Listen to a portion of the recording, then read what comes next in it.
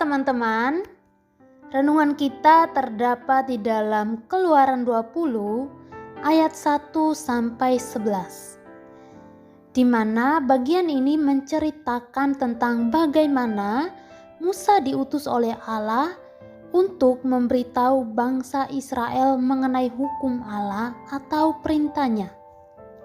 Jadi pada waktu itu Musa dipanggil untuk naik ke Gunung Sinai untuk menghadap Allah.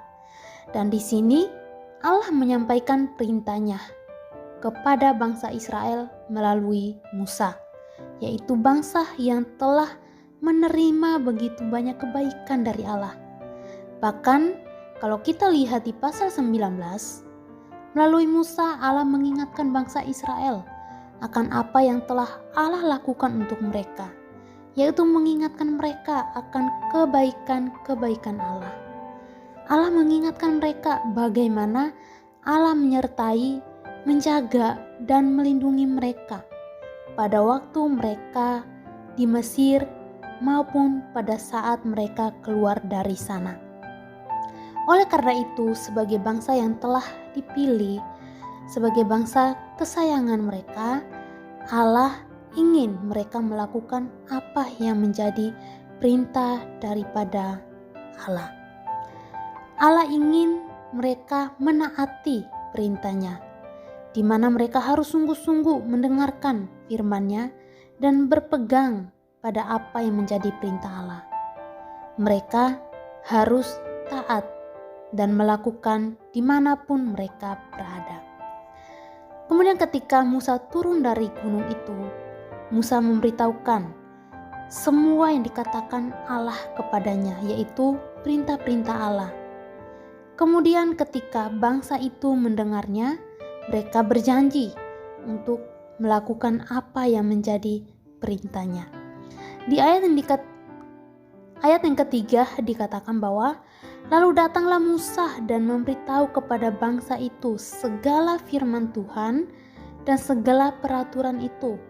Maka seluruh bangsa itu menjawab serentak, segala firman yang telah diucapkan Tuhan itu akan kami lakukan.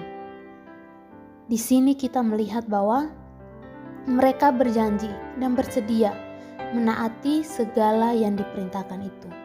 Nah, teman-teman, jika pada waktu itu Allah memberitahukan bangsa Israel atau umatnya mengenai apa yang harus mereka lakukan melalui nabi-nabi, yaitu orang-orang yang dipilih oleh Allah untuk menyampaikan perintahnya, termasuk Musa, maka hari ini kita dapat mendengar atau mengetahui perintah Allah melalui firman Tuhan yang kita baca maupun kita dengar melalui guru-guru sekolah minggu kita, melalui renungan yang kita dengar setiap hari.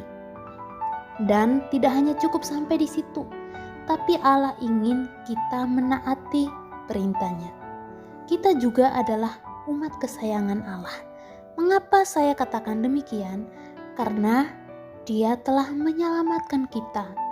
Dia telah menghapus dosa kita, yaitu dengan mati di atas kayu salib. Mengapa? Karena Dia mengasihi kita.